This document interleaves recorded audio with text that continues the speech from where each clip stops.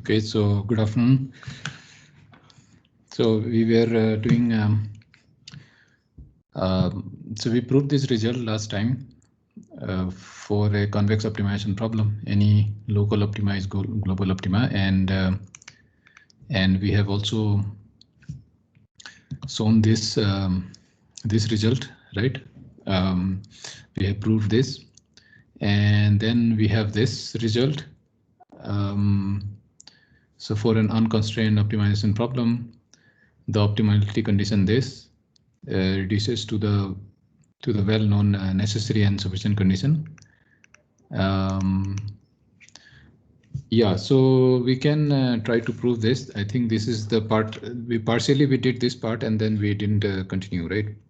So I will try to prove this.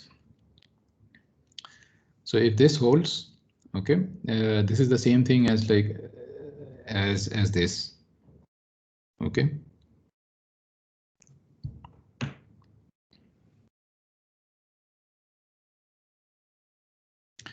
So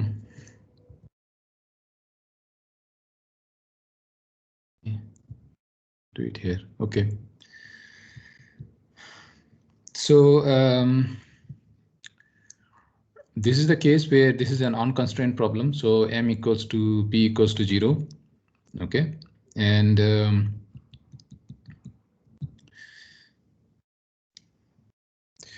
if so, let us prove the part where we have to prove that grad f x naught is equal to 0 if this happens, okay. So suppose x is optimal, then this condition will hold, okay. So let me start from here itself. So suppose x is optimal, this implies x belongs to the domain of f naught, and for all feasible y, we have grad of f naught x transpose y minus x is greater than equal to 0. Okay, so that's the way we have defined the optimality. I mean, this part we are trying to prove. So we have this assumption here. So since f naught is differentiable, okay, its domain will be open because differentiability is defined in the open domain itself. And for all y close to x will be the feasible, right? So it would be enough that we prove this for y that is close enough. So let us take y to be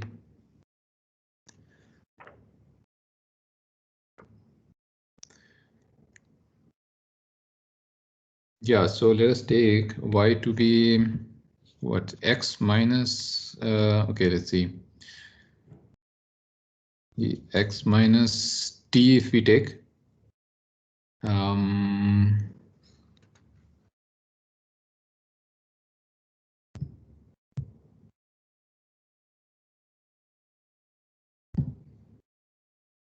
let's see, to prove this.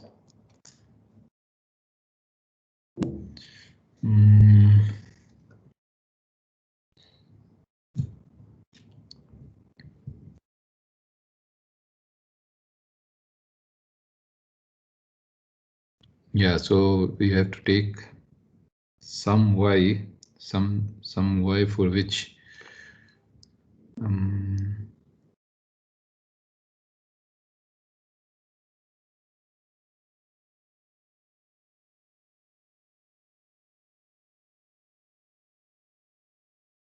yeah, so the first step would be to prove that this is like the gradient is like positive. So the first step would be to prove the gradient is positive for some z value which is lying between x and y. Let's see. So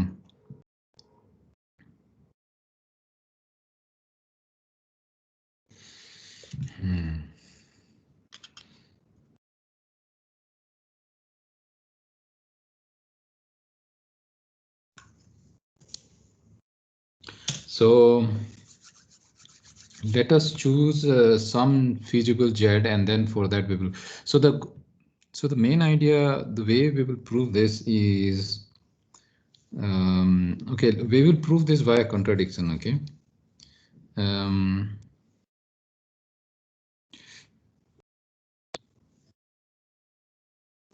Yeah, we will try to prove this via contradiction. Okay, so let us say, yeah, I mean the first part we proved. Okay, so first part we proved it, right? Okay.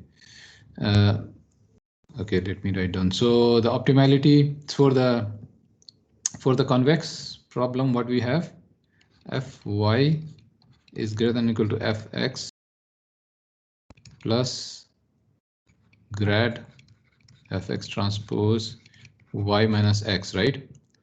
So this implies this and this implies this. The first part is done, right? So if grad f naught x, so here everywhere is f naught, right? F naught x is equal to 0, then this implies f naught y is greater than or equal to f naught x. Okay. So for this particular x, let us say this is x star, and for that x star, this f naught x star is 0. Then happens for all y. This implies, so this is like x star. Okay, so this implies that so this is like optimal, right? So this implies x star is optimal. Okay, so what we have proved, the first part is like we are done, right? First part is easy, right? So we proved that if there exists x star such that grad f star is 0, then this implies that x star is like optimal. Okay, this implies x star is optimal. Okay, and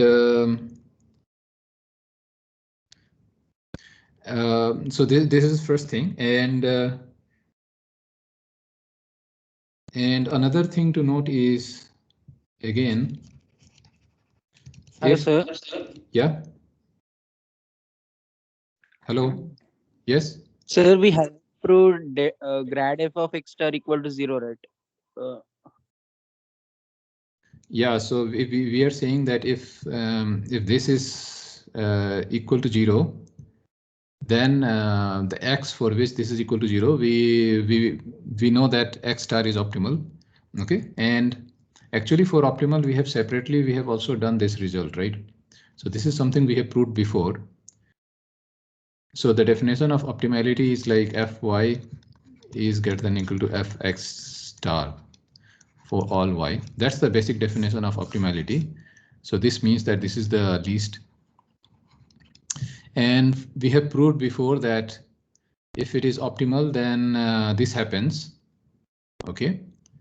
So what we have done here is like, now this result says that this and this are equivalent, but this guy is equivalent to Fy less than or equal to Fx star.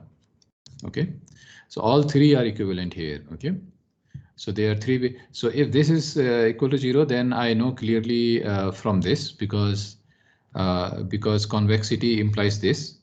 So all these results are for convex problem. So convexity implies this, and then from there I get the equality, and this does imply grad f naught x star transpose y minus x is greater than or equal to 0 by this result. So what we have so far is like, if this happens, then this is optimal, or this is the same thing as saying that grad f naught x transpose y minus x is equal to 0. Okay, so this is the, I mean, not equal to 0, but greater than or equal to 0, because this was done in the previous thing. This proof we fully did, and this is one one part is like we are using previous, and the second part is the not very obvious one. The second part is like if this is true, then this is true. Okay. So now what we want to claim is assume that grad f naught x transpose y minus x is greater than equal to 0 for all x and y. Okay, if this is true, then grad of f naught x, okay, I mean this is like some fixed x, okay, and not this one, okay. So this is like true for some x separately, okay, and true for all y, and then for fixed x, okay. And then for that fixed x, we must have grad of this must be 0. This is what we are supposed to prove.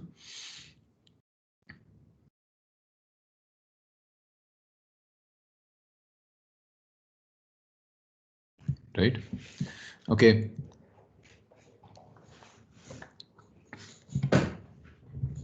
So yeah, I mean this part was already there, right?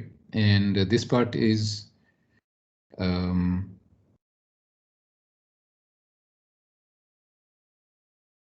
if this is satisfied, then yeah, okay. So if this is satisfied, then this implies f naught y is greater than equal to f naught x. I mean, this is from the convexity. Maybe due to so much equivalence, maybe I'm going round and round, but I hope. Okay, so this is due to convexity. Okay, so this is due to convexity that I have this. Okay, and this guy is greater than equal to 0. So this immediately implies that f naught y is greater than equal to f naught x. Okay, like this, this just follows because this is like something positive. So it must be that this guy must be greater than equal to this. Okay, so in other words, this is like x is optimal. Okay, so this being greater than equal to 0 does give us the optimality, right? Now conversely, suppose x is optimal.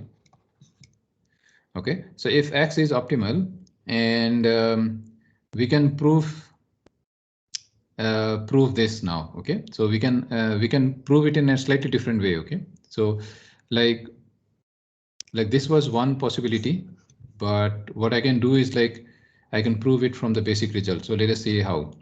Suppose x is optimal, then this must hold. Okay, so this must hold. Now we can prove this in a contradictory way. Suppose x is optimal, and on contrary, assume assume on the contrary that this is actually less than 0. Okay, so grad f naught x transpose y minus x is actually less than 0, and let us see what happens, right? So so in this case, if this is less than 0, right, then there is we can prove this as follows. So consider the point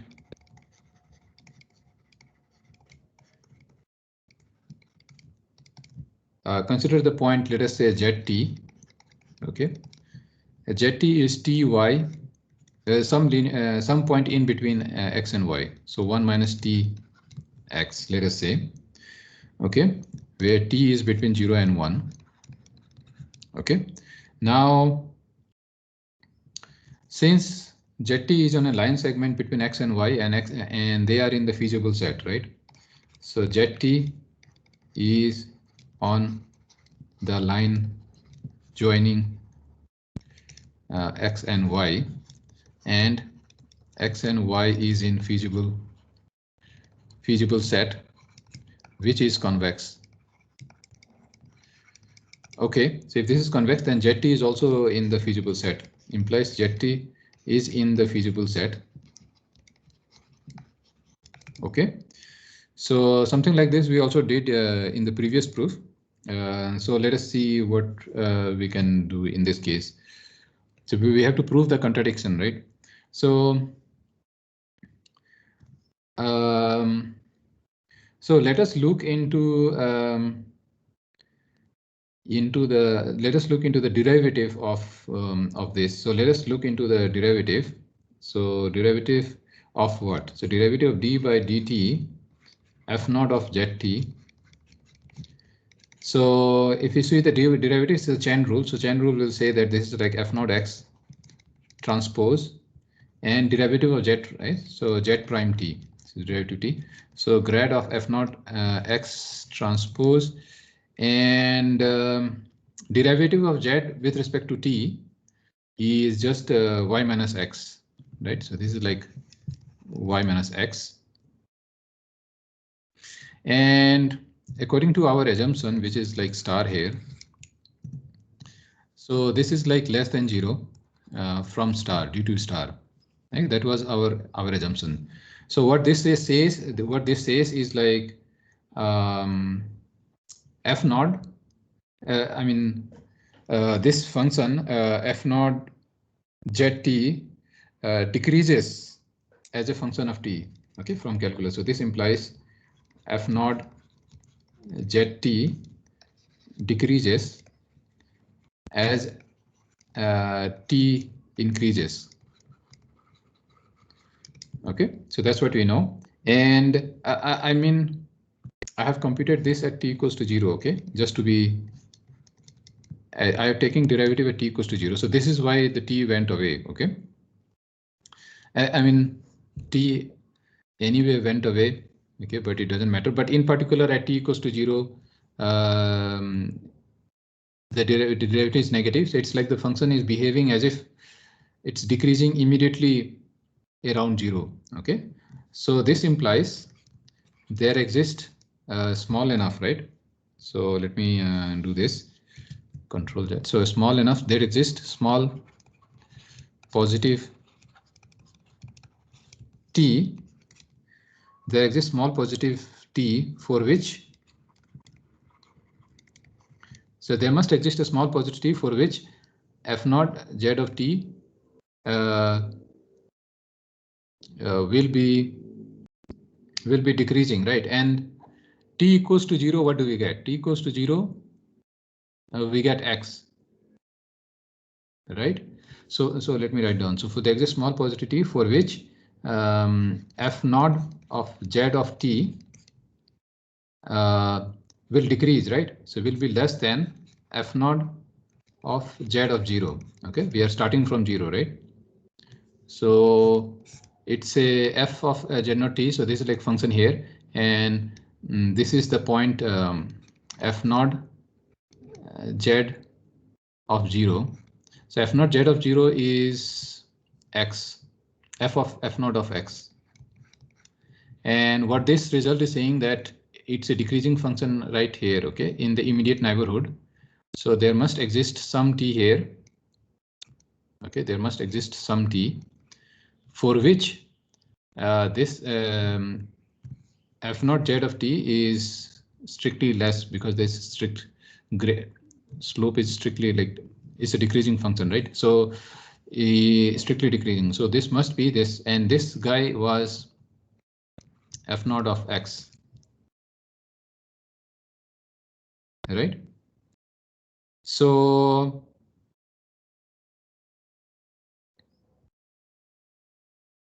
this is what we have, right? So there will exist some t for which for positive, for which we will have a strict this less than to less than f naught x itself. Okay, so okay, now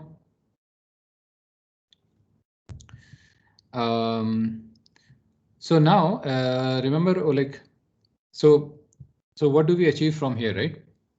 So what did we achieve from here? Like we started with x, saying that x was optimal, but we found something else, okay, which is optimal, right?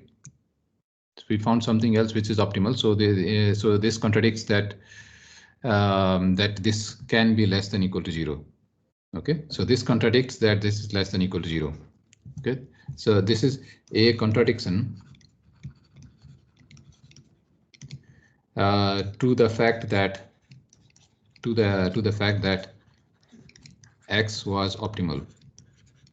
Okay, so this implies f naught of, so grad of f naught x transpose y minus x must be greater than equal to 0.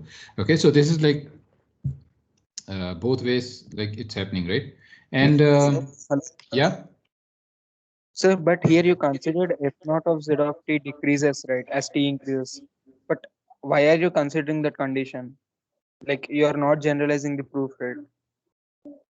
I mean, I have found another t for which it's even lesser than f naught x. So this is contradicting the fact that x is optimal, right?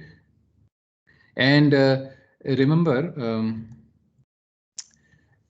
our optimality, like eventually where we have to reach is like this guy, right? So I can also look, many things are equivalent here, right? So I can also directly prove that this has to be 0. Okay, so let me prove this also. So, and then I will relate everything. I will recap everything again. Can you explain that star condition again? Like why are you proving that star condition? Yeah, the previous step. So it's like x is optimal. Then I'm not proving. This was an assumption here, right? So if x is optimal, then I will prove that this is greater than equal to 0. Okay. It has to be greater than equal to 0. And that's like something we have to some extent we have seen already, right? And but then it's like this is, I mean, there is more to it, right? Because I also have this, right, in this case. So I can prove that as well. So let me do everything and then I will recap what I'm trying to do. I think I may have confused you a little bit by mixing many things. So let us take y to be x minus t grad f naught x. Okay, now I am proving this result directly. Okay, so let me take this y to be this. Okay, so and so if y is this, what will happen, right? So will it force, will it somehow get me to this? Okay, so let y to be this. Now for small t, for t small and positive, let us say for small t, small enough because we need small enough so that it just decreases. Okay, that's what the calculus guarantees. And positive, y will be feasible because that's how it is. Like I will always make like t small enough because yeah, for that it will be possible to do that. Okay, so if, I mean it's a open set, right? So in an open set, the different open set, there is no boundary, right? So I mean there is no boundary, so I can always substitute a very small number and I still remain feasible. Okay, so y is feasible, and so grad of f naught x transpose y minus x is what, right? So we have computed this. I mean, we can compute this again in this case. So f naught x and y minus x. Y minus x is just this guy, right? So this is like grad f naught x transpose y minus x is minus t. So this is like minus t grad f naught x. So this is like minus t and norm. So this is like x transpose x form. So grad f naught x squared. So this is positive and this is a strictly negative. So overall, okay, so this is like positive, and we know that like this guy is like greater than equal to 0, right? Because this guy is greater than equal to 0, we know for a optimality. So, and what we are getting from here is like this is like less than equal to 0. So less than equal to 0, greater than equal to 0. So this implies, I'm sorry, I'm running out of space. So this implies that this must be 0. Okay, so this is like less than equal to 0, greater than equal to 0 term. So the only possibility is like grad f naught x equals to 0. Okay, the norm is 0, but it's like norm x is 0 only when x is 0. Okay, so this guy must have be 0, but then this implies that f naught x is equal to 0. Okay, now let me recap because I think I have mixed and matched very. So what first thing, first result was this. So what are the equivalent conditions, right? Equivalent cases. Okay, so x optimal.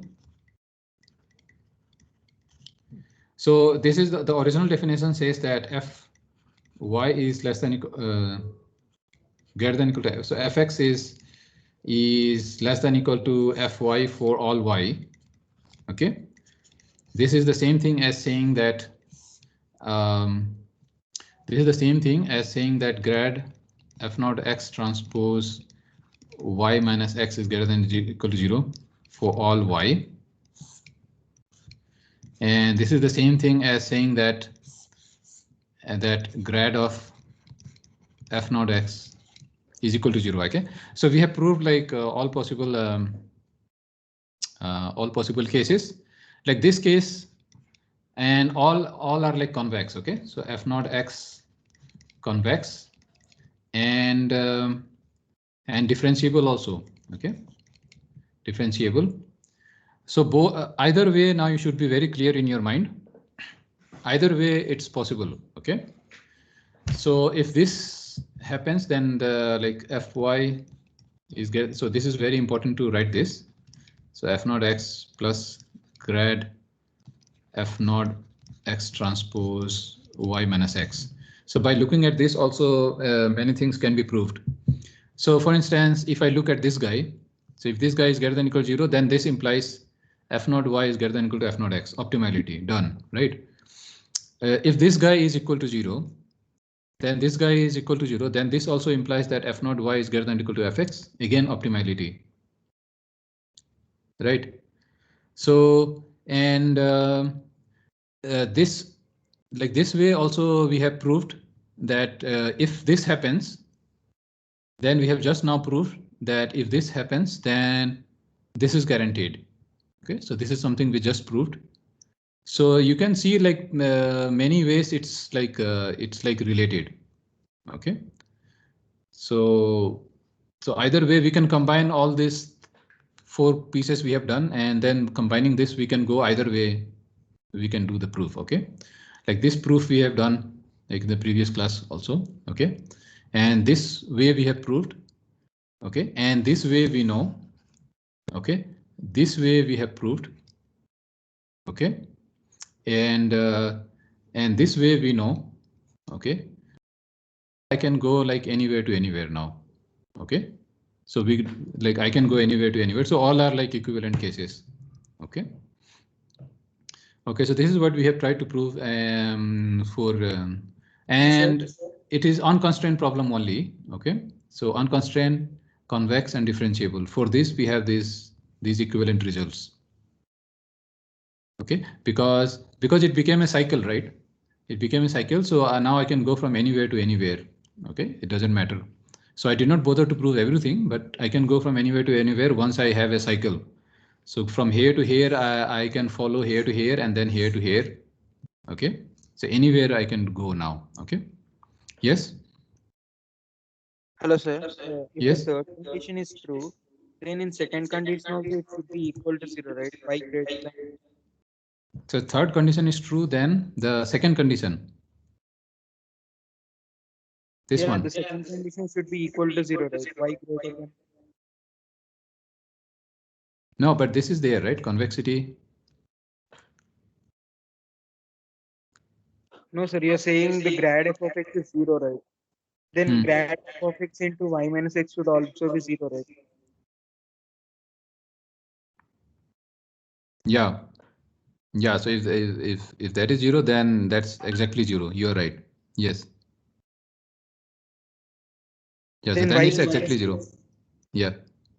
For all y, so it does not violate the inequality, right? So if this is 0, then indeed this is also satisfied because that is exactly 0. So that looks like a trivial way to go, right? Yes, sir, like we can have equal y, we are using greater than.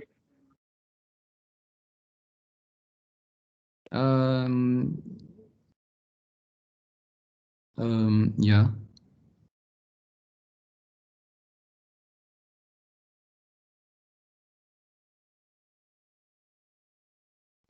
Why? I mean, this has some geometrical meaning in some sense. Like this is like kind of supporting hyperplane we can have.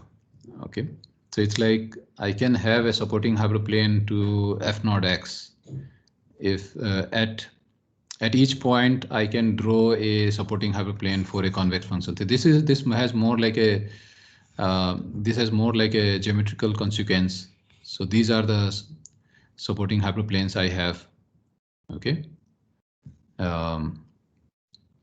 So this has like more like a geometrical consequence, I would say. Okay, you're right that okay, if this is 0, then this will make this equal to 0. Okay, but this form also is telling me like wherever I have this tangent, it will always be like a lower approximation or the supporting hyperplane for all the for all the convex functions can be approximated via this. So it has more of a geometrical consequence, I would say. Okay. Sir, maybe the grad should be like grad of f naught of y. So that will be if the point, like if there is an optimal point at x, and if we're considering a point y which is greater than x, then No, the no, slope will be positive and otherwise it will be negative, and that signs will cut out and it will be greater than equal to 0. no, it's not y. It's x only. That's fine. Like I'm pretty sure about this. So this term is fine. It's fine. Yeah. It has more of a geometrical consequence, as I said. Like it's remember this form of this. This is like a plane, right? So it's telling me that I can find a supporting hyperplane at each point y in the function, right? So this is more like a supporting hyperplane, and this is like the normal grad fx naught.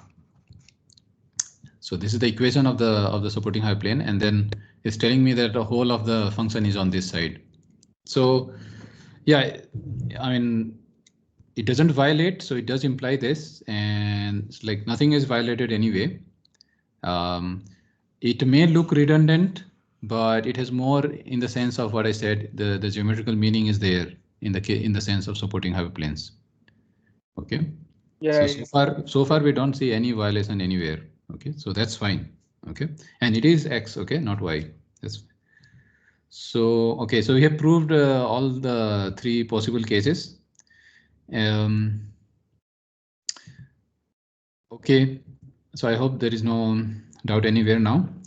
Now we will now go back to optimization problems. So we did some proof. Now we will go back to optimization problem and see various type of optimization Hello, problems. sir. I have one. Yes.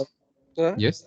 those three equivalent cases are only true for unconstrained or true for constrained too? No, only unconstrained. Yes. So I have not said anything about constraint yet. So this was unconstrained.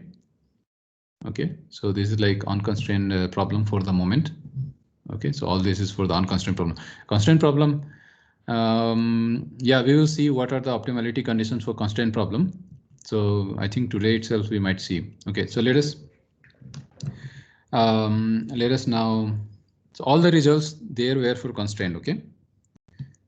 Okay, so let us look into so-called quadratic optimization problem. Okay, so we are getting into some specific cases. So this, if your objective function is of this form, okay, it's called a quadratic function because the powers of x are like squares. Sum of the powers of x would be like not more than 2. Okay, that's why it's called a quadratic optimization problem. And further assumption is that the P matrix that you have here is positive semi-definite. Okay, symmetric positive semi-definite. And the necessary and sufficient condition for x to be a minimizer of f naught. So this is like, consider this an unconstrained, right? So there are no constraint. So using previous results, what we can do, easiest one, if f is differentiable, in this case f naught is differentiable. F naught is differentiable because at the end of the day it's just a polynomial, right, in x. So polynomials are always differentiable.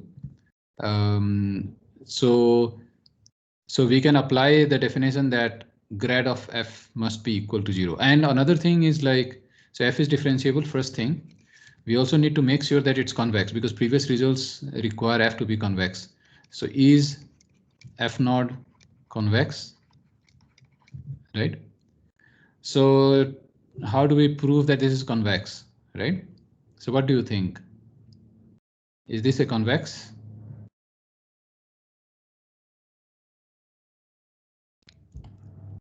Given that it's differentiable, how are you going to show this? Sir, first order derivative condition. Why not even go ahead and do second order? Because things are black and white already, right? So second order will give us what?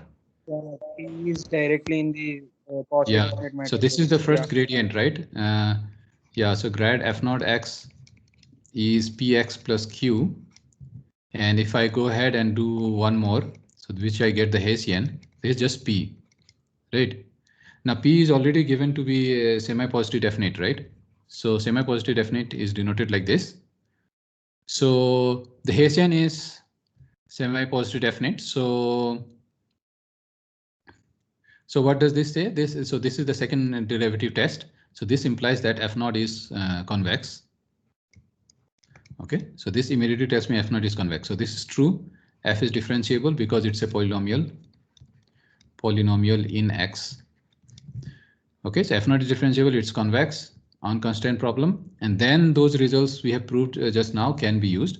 So one of the result was that for optimality, grad of f naught x must vanish. So grad of f naught is px plus q, it must be equal to 0. Right, so that's the result that we just did, right? So that we know. Okay, now how do we characterize the solutions for this, right? So what are the optimal solutions for this? Well, the optimal solutions for quadratic unconstrained quadratic optimization problems are the solutions of these. The x for which this is satisfied are exactly those optimal points for which this is going to be minimum, right? So in other words, this leads you to matrix equations to solve, right? So this is like px is minus q. So now it's a linear algebra problem, right? How do you solve this? Those x will for which you will get the minimum.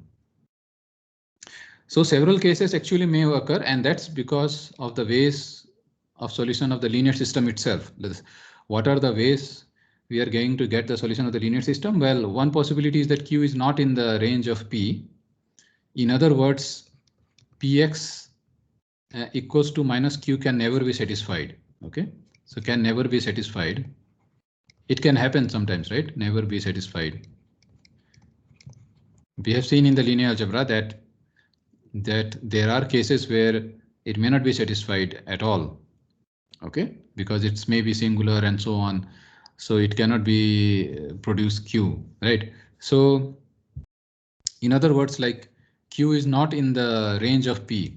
Okay, in other words, we have seen in linear algebra that this p matrix, I can write this as stack the columns as p1, p2, pn, and this is like x1, x2, xn.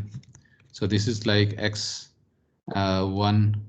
p1 plus x2 p2 plus xn pn is minus q. So this is what we are saying. So this this can be seen as a linear combination of the columns of P, and in linear algebra terms, this is where, so what we are asking for is Q a linear combination of PIs.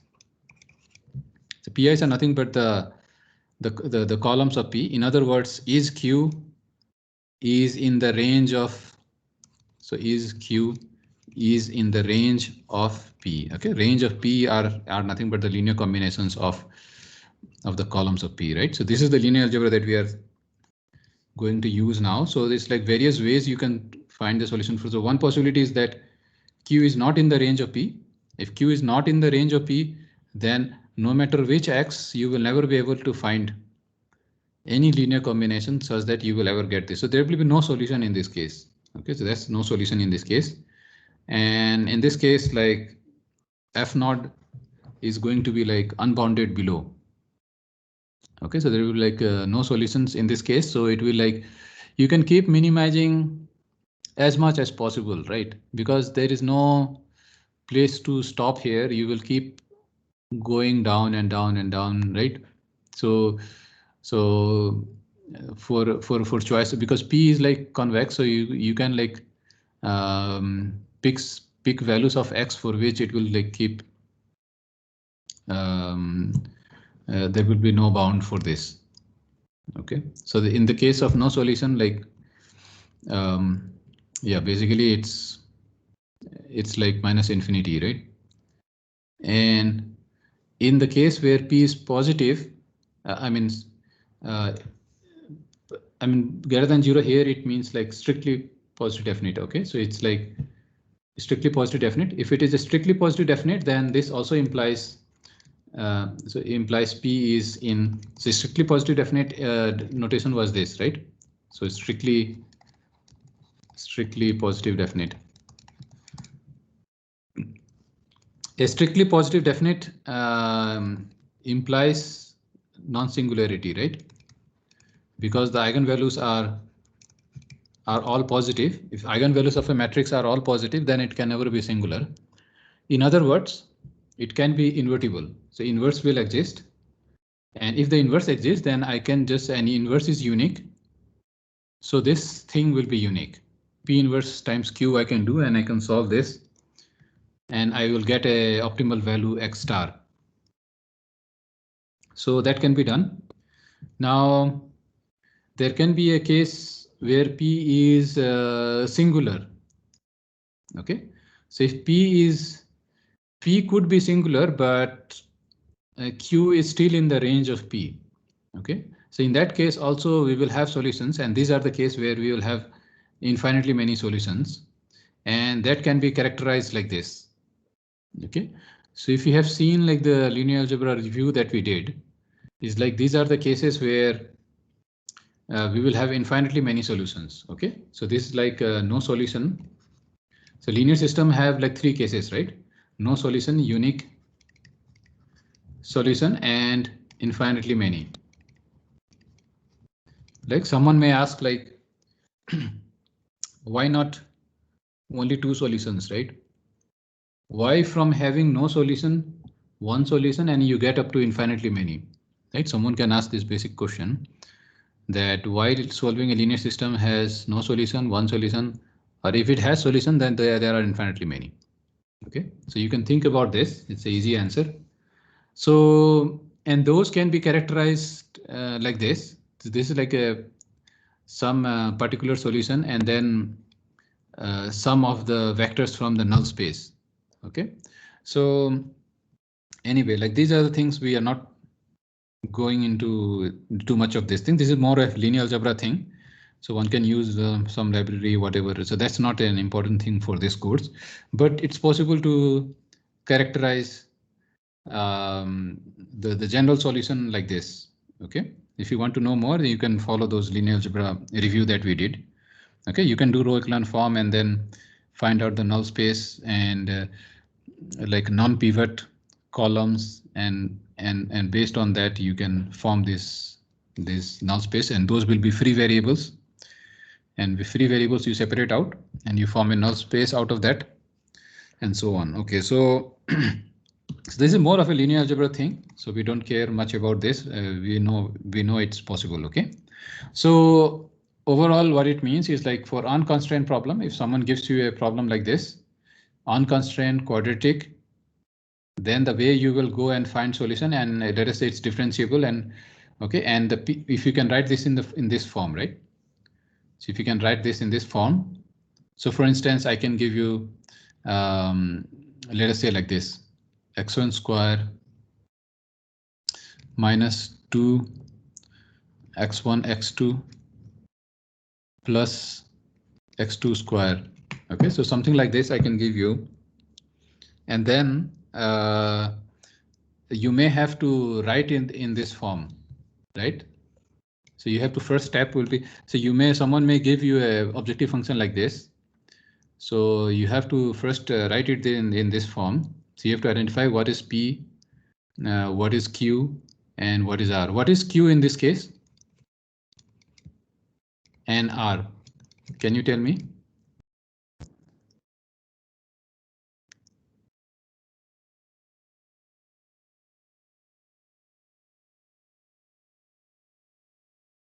Can you tell me what is Q and R? Sir, do we need to make it as x1 plus x2 whole square? Yeah, I mean, whatever. Like this is a quadratic, but this is the most general form of a quadratic, right? So right now I'm only asking for Q, this Q and R. 0. 0. Yeah, correct. And R will be also 0. There are no terms with just one power, right? Because Q is a constant, right? So these are terms where you collect the first powers, and these are terms where you collect the 0 power or the like constants, right? In this case, there are no constant and no one power. So this will be only given by the first term. Now we have to realize what is this, right? Like we have to like figure out what is the P matrix.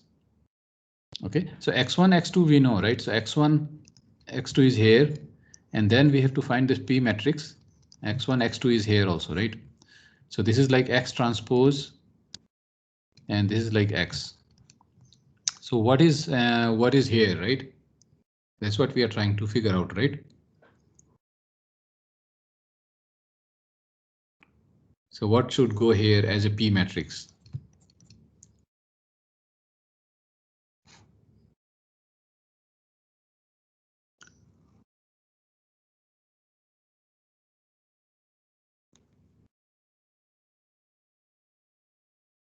To make x1 square, what do we need, right?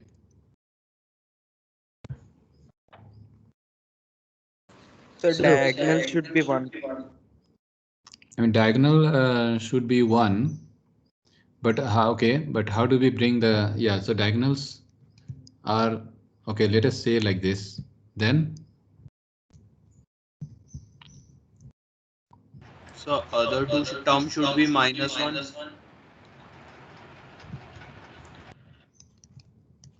-1 and -1, right? So yeah, so what do we have here?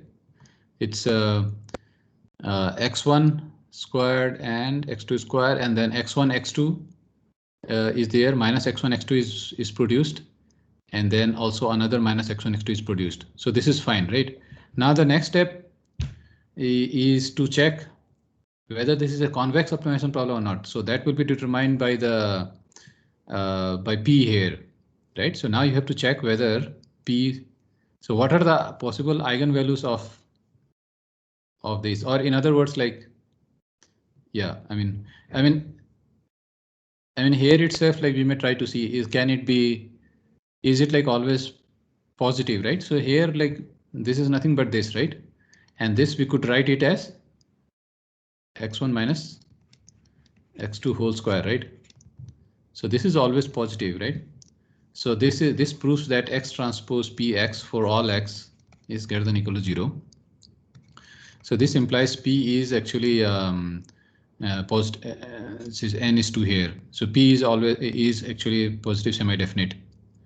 So someone may give you in a very complicated form. This was just like 2-dimensional and so on. So sometimes you have to figure out, and you have to put this in this form. and then extract P and then make sure that P is like convex, I mean SPD, and then this will guarantee that this is convex. Only P is matters here, okay? Q could be anything positive, negative, R could be anything positive, negative, it doesn't matter, okay? Because we have seen from the second derivative test that grad square F naught X only depends on P. So as long as P is positive definite, that guarantees that this objective is convex. And once that is there, you can apply the necessary and sufficient condition, and from there you solve for X, and that X will give you the minimum. Okay. Now there are many cases because you get into linear system. So these are the linear systems that you have to take care. There could be a possibility of no solution. So in that case, you report that it's not possible to find minima in this case, and then there could be cases where there is one unique minima. There could be cases where are plenty of minima, plenty in the case like infinitely many. Okay, so this is an example of unconstrained quadratic optimization problem. Okay. Now let us see. So we will be going through many templates, right? So let us see some specific templates. Let us consider this optimization problem with equality constraints only. So what will happen if we have this form and just equality constraint is there? Like, can we like simplify or do something? So this is now a constraint problem, right? This is our first constraint problem, and so far we have only seen unconstrained problem, and we know very well how to solve that. So let us see in these cases what we can do. Okay, where we have equality constraints.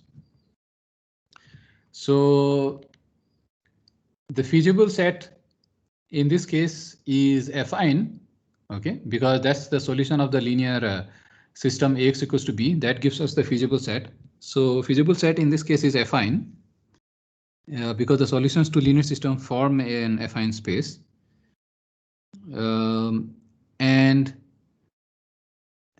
And what we recall now that X is feasible if it satisfies one of the conditions like this, right? So this is one. So we are also assuming differentiability, right? So we are assuming differentiability of. So far, like we will assume differentiability. There will be topics where we will cover non-smooth, like I plan to cover. Let's see how far we can go. So far, like we will assume differentiability. So that's assumed, and we know that this is one of the optimality conditions for a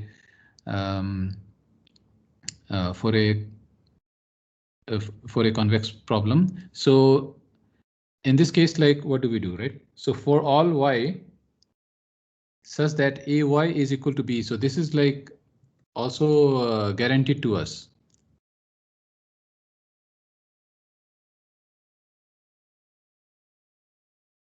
Okay.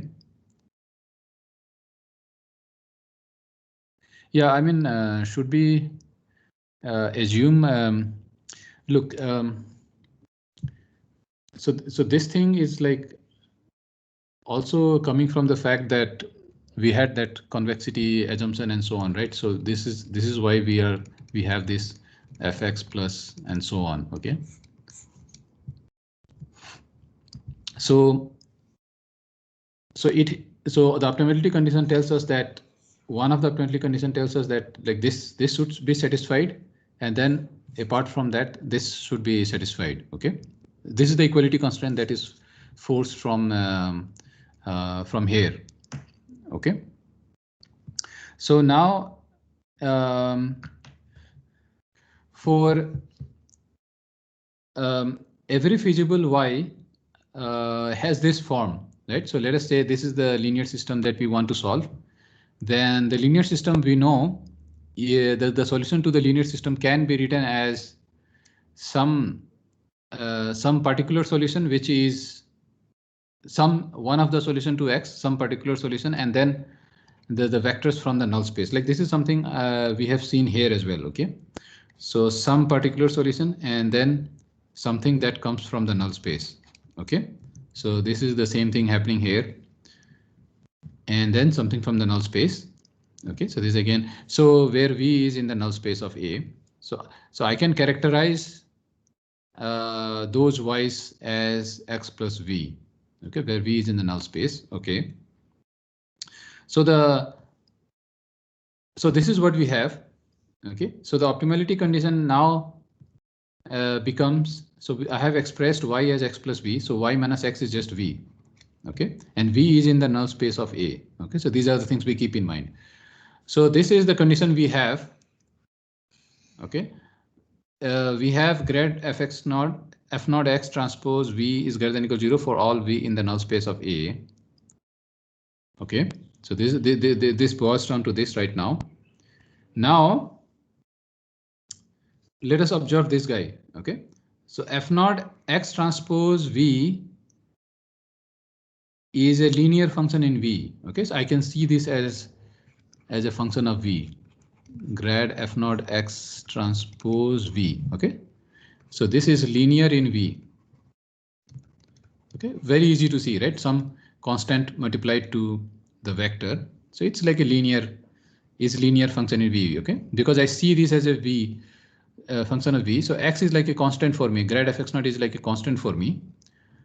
So some constant times variable is a linear function, we know, right?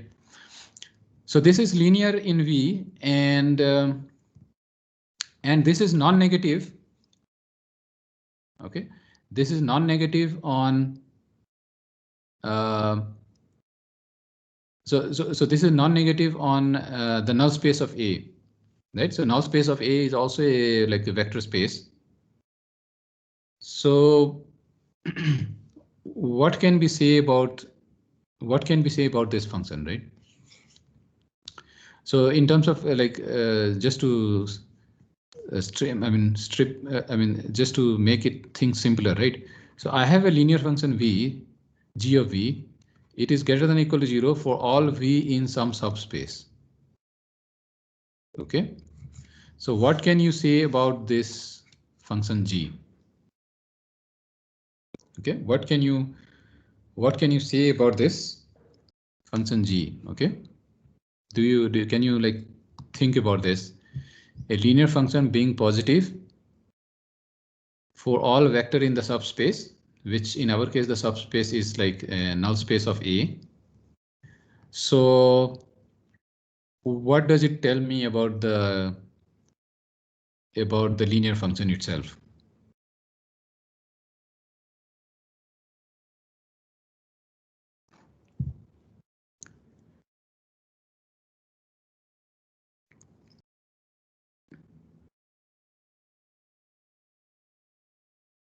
Right. So what does it tell about the linear function itself?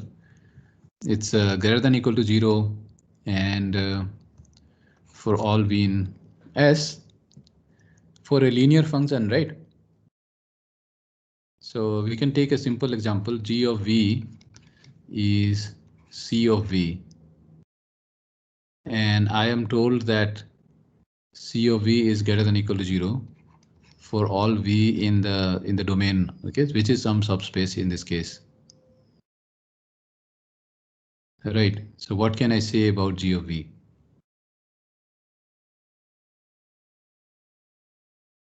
Okay, so it may not be very intuitive right now. Yes. It will be something like a hyper. Something like? I didn't get. Hyperplane, like hyperplane, all greater than equal to.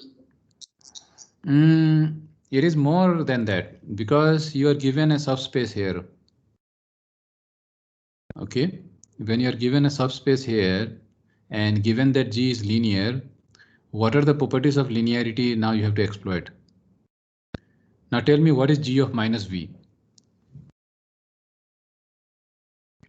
So linear functions are like? Minus G of V. Yeah, so G of minus V. So from there you get the hint. G of minus V is minus G of V. Now tell me what will happen. And this is greater than or equal to 0 given. So we can say that either C is 0 or the subspace which we are considering where mu belongs to contains only 0 vector. Yeah, yeah. So even in a more abstract sense, g of v is given to be greater than equal to 0, right? So from here, like we know that g of v, but so this is like this must also be greater than equal to 0 because here we are told that it's greater than equal to 0 for any v in S, and since S is a subspace, minus v is also in S. This implies g of minus v, this must also be greater than equal to 0 because that's for any v in S. So in particular, S being a vector space, in our case S is like a null space, you can keep an eye here. So S is a null space which is a vector space, so minus of a vector is also always in the subspace. So this guarantees, so from now we combine 1 and 2. So if something that is greater than equal to 0, something and if from here, like if I multiply by minus on both sides, so this also telling me this is less than equal to 0. So something which is less than equal to 0, something which is greater than equal to 0, this implies that g of v is equal to 0. Okay, so from here we proved a result which we will use again like 2-3 times again, I think, in future. So what this is trying to say is like a linear function which is positive on a vector space. So that is also important because if it was not a vector space, this may not have been guaranteed. Okay, so this may not have been true because this may not have existed. If it was arbitrary space, then there is no guarantee that negative of the vector will be there. So what to recall to remember is like a linear function which is non-positive, non-negative on a subspace must be identically 0. Okay, so that's the result we proved. So that's the why. And then another thing is like again it's a linear algebra thing. Okay, so what this is trying to say, like, do you get some intuition about this? So this is done, and this case, right? So fx. So this implies this, right? So let us see. So this implies f naught x transpose v is 0 for all v in the null space of A, right? So this implies that this must be perpendicular to V, right? So this implies grad f naught x must be perpendicular to the null space of A. Okay, it's perpendicular to all the vectors in the null space. So that's how we describe this as a perpendicular, right? So this is like perpendicular to the null space of A. Okay, it's perpendicular to the null space of A, and actually there is a result in linear algebra that says that like there is a direct sum in the sense like null space of A. So either a vector will be here or a vector will be here. Okay, so it's this is like the orthogonal also, right? So what this is trying to say is like I'm giving you top level intuition. Okay, so what this is trying to say is like if a vector is perpendicular here, then it must be like here. Okay, it must be like parallel to this guy. Okay, so it must be parallel to this guy. So that's what I have written here. So if we find that a vector is perpendicular to the null space, then this guarantees that the vector will be on the other part. Okay, so which is here. Okay, so any vector x, we see this as a vector, the direct sum of the vector, decomposition of the vector into two parts, and then and then the orthogonal complement of that. Okay, so this result is being used here. So if x is perpendicular to the null space of A, then this does imply that x must be in the range of A transpose. Okay, so in other words, so if this is in the range of A transpose, this means that there is a vector this, so grad f naught x is in the range of A transpose. So if it in the range of A transpose, this means that A transpose some vector v, okay, A transpose some vector v will be equal to grad f naught x. That's the meaning of the range of A transpose, right? In other words, there will be a vector v, and which will create a linear combination of A transpose. So that will give you the range, and that will be equal to the vector. Okay, so that's the definition of the range belonging to the range, right? And I could have taken, just to make things simple, right? So according to this, my condition becomes grad f naught x minus A transpose v is equal to 0. But I could have taken negative of this vector just to make it look simple. Okay, so let us say u was minus v. So then I make this like positive, right? So it looks clean. I mean positive. We try to make things look plus, so it doesn't matter. Okay, so there will be a vector u which is like minus v, and such that this will happen. Okay, so this is the criteria we have. Okay, and the above together with Ax equals to b is so-called Lagrange condition. Okay, so I have not like introduced you formally to Lagrange, but just by proceeding with the simple like linear algebra view and so on, we have arrived at a set of equations which is f naught x plus A transpose nu equal to 0 along with Ax equals to b.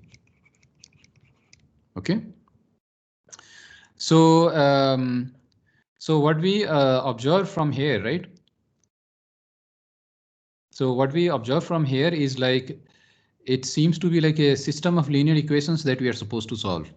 Okay, so to solve this, we have to solve the simultaneous equations, and we have to solve this also for like v, because v is also like something we are supposed to find. So we can club this together as a matrix equation, f naught x, okay, f naught, and then it's computed at x. Okay.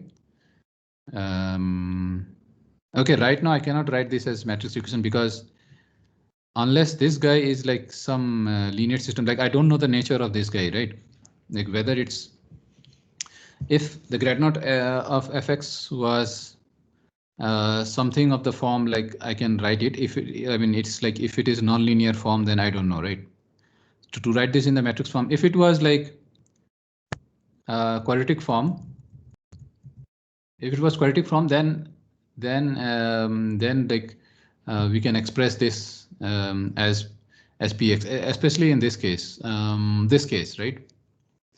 So in this case, grad fx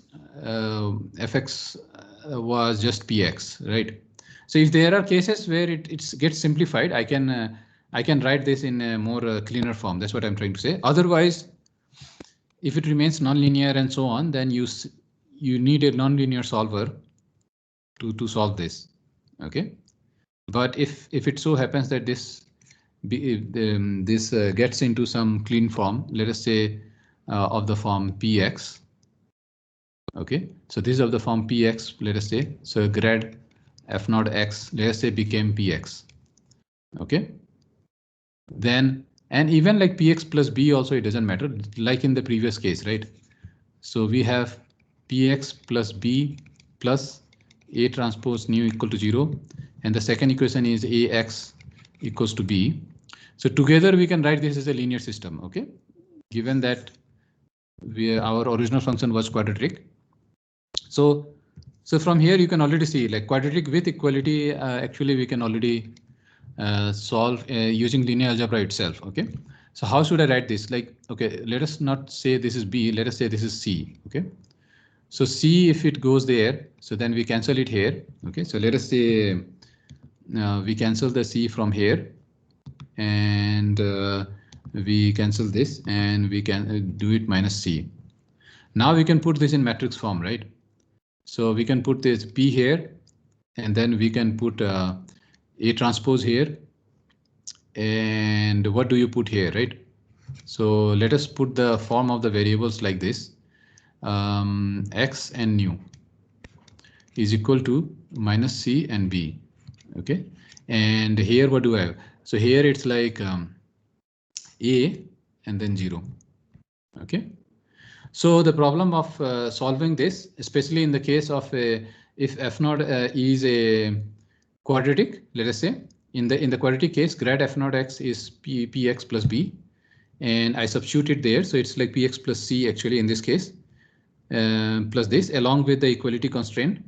So together it's a simple linear algebra problem now. Okay, one short solution can be found in this case. Just solve this linear algebra problem and you're done. So from here what we learn is like for quadratic optimization problem. So let me stay here. So for quadratic optimization problem, even with equality constraint, linear algebra is enough. Linear algebra is enough, okay, to get to solution. Okay, it's just that you have to put these things in correct form and you are done. Okay, you have to provide these things to library, right? So only thing you are left with, if it was a quadratic, you have to identify P because A is already given to you. Okay, so A is known, A transpose is known, C will be known from the quadratic term because we are assuming the quadratic term to be X transpose PX plus C transpose X. Okay, so this was the form we were looking at, and actually you could have R also, it will have no role to play. Okay, so then we took the gradient, then we were left with PX plus C term here, and that's it. And then we did C came here, and so everything was known. So P and C can be read from the quadratic model, and you put this data and then you provide this to some linear algebra library, and then from there you get the X that we are looking for. Okay, so X is the one that you will report. Okay, mu is like redundantly, it's like a constraint that is additionally, it's a constraint, it's giving telling you, right? So that is putting some constraint on X. Okay, but eventually if this system has a solution, then you will report the X, and that X will be the minima, right? Because everything follows logically. We have used optimality conditions and so on, and then finally we found this, and this will give you. And in general, the problems with equality constraints can be simplified up to here. Okay, here from here onwards, everything will depend on what is the nature of this. If it was quadratic, then it can be made into linear system and solved. If it is not quadratic, then it may not be that simple. Okay, to solve for this. So you may have to use like a nonlinear solver, or in particular gradient based solver may be needed in those cases. Okay, the gradient based solver may be needed to further solve this nonlinear system. Okay, so we will see these cases later on. Okay, when this is like general.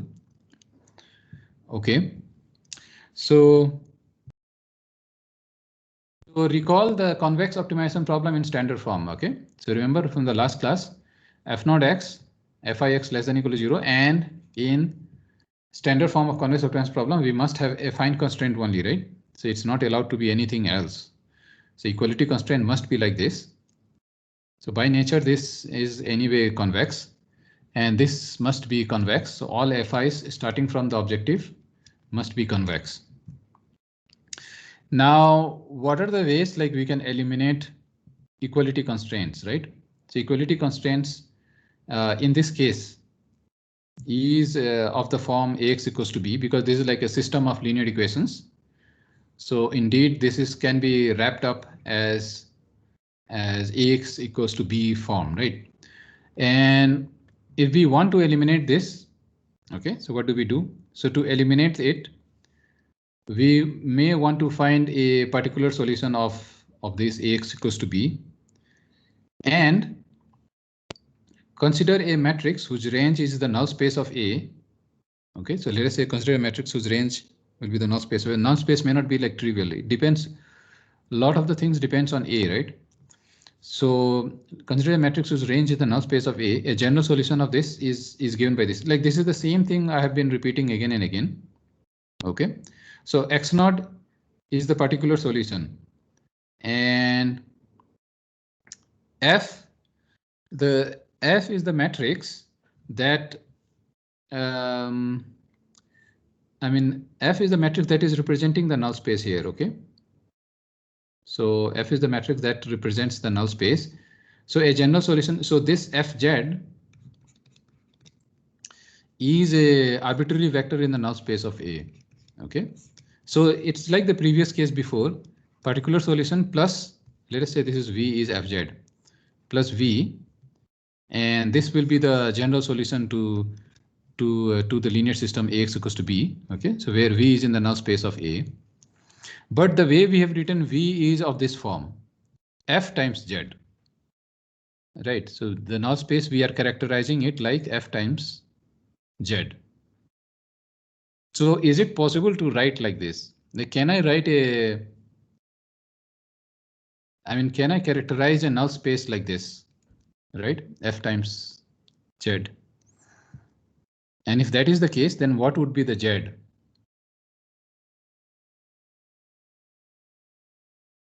Right. So Fz tells me what? Fz. So again, I will fall back to linear algebra. So let us say these are the columns, right? So F2 and let us say Fk of them are there. Okay. So this and then Z1, Z2 and Zk, right? So this is nothing but it is seen as a linear combination of Z1 F1 vector plus Z2 F2 vector plus dot dot dot plus Zk Fk vector, right? So Fz means this, right? So this is telling us it's a linear combination of the columns of F. Okay, linear combination of the columns of F.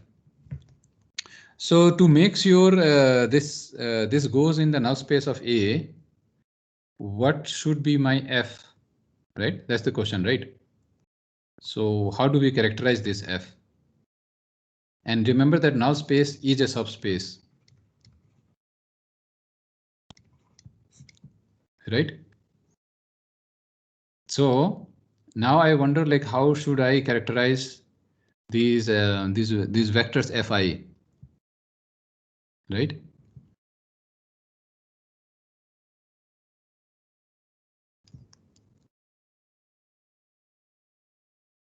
Those vectors should be perpendicular to range of A transpose. Perpendicular to range of A transpose, but even more specifically, let us say I have computed the null space of A. Okay, let us say I have computed the null space of A, and let us say the null space of A contains these vectors U1, U2, and so on. Okay, like there could be infinitely many, right? So like, how can I characterize this as a matrix such that if I multiply to that matrix, it is bound to go there? And I know for sure that this is a subspace. Span of null space. Span. Yeah, span of null space gives me space. Now I'm talking about a matrix. Which matrix I should write given that I have this information? Which matrix F Yes, sir, I should? the elements in the span will act as columns of F.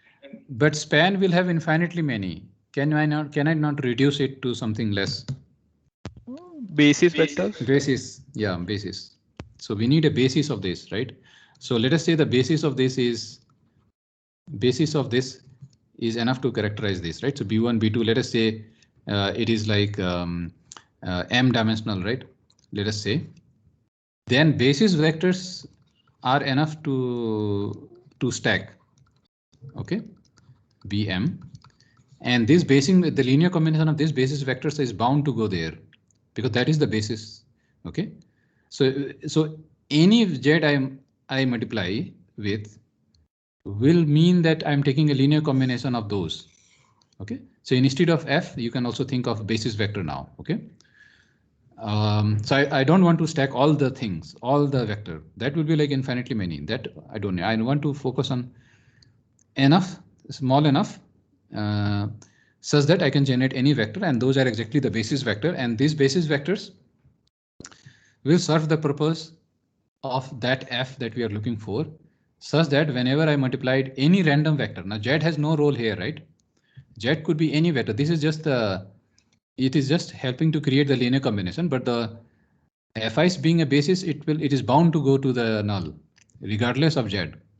Okay, so z, any arbitrary z I take, the fact that f contains the stacking of the basis vectors of the null space, f times z, which is the linear combination of this, must go to the, so this must go to the null space here. Okay, so now we have characterized what that f could be, right? So that, so A is given to us. Okay, it may not be, you can say it may not be like that trivial all the time to find the null space, but we have seen some examples, I think, in the linear algebra thing, where it reduced to row echelon form, and it is possible to actually find a basis. Okay, so you can like see those slides again. So it is possible, like these things are taught in linear algebra UG courses. So there is a way we know that basis could be extracted. So those row echelon form actually gives you basis actually, right? So you directly have a hand on the basis, and that f is known now. Okay, so that f is known. So a general one now will look like this, where z is anything arbitrary. Okay, so fz, so now if I do ax will be afz. Now fz is in the null space of A, so that will guarantee that this guy is 0, and plus ax naught. Now I know that ax naught was a particular solution of B, so this is equal to B, plus this is always 0, so this is B. Okay, so that's how like the general solutions do, right? The generic vector you choose from the null space and one particular solution, and that characterizes everything. Okay. Okay, I mean, there can be a case where there is no solution at all, so then you can write nothing. Okay, so then you say that the problem is not solvable with this objective and constraint. The problem is not solvable. In fact, if your first attempt should be in the equality constraint is to inspect whether this equality constraint itself is satisfiable or not, because that will give you whether there is a feasible set at all. Because feasible set means the solution of the equality and inequality. In this case, it's only equality. So your first point of inspection should be whether this equality itself is a valid equality, or in other words, can you really, does their solution exist for this or not? It doesn't exist, you immediately claim that I don't even bother seeing at other part of the problem because your constraint itself is not satisfied, so I can't help solving this. Okay, I mean, someone may ask like, okay, maybe do it as close to possible or something like that. Okay, we will see this maybe a bit later. But if someone poses this and these constraints are very strict constraints that you must satisfy, then you immediately claim that okay, your equality constraint not satisfied, feasible set is empty, no solution. Okay, and in cases where there is, in general, it could be this. If it so happens that the null space, if there is a unique solution, then the null space will have only one vector, which is the 0 vector, right? So that's fine. It does take care of that case also, unique case also, it does take care of that. In that case, the F matrix is like a 0, so it's like a rank 0 matrix. Okay, the rank 0 matrix is just like, yeah, I mean, there is no rank at all. Okay, so it's like a 0 vector. Okay, so it does take care of the unique case as well. So in general, it will look like this. So you can transform your problem to this form. Okay.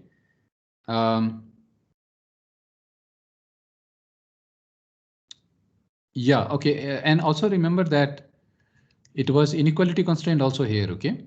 So this was more general form, right? Convex, inequality, equality.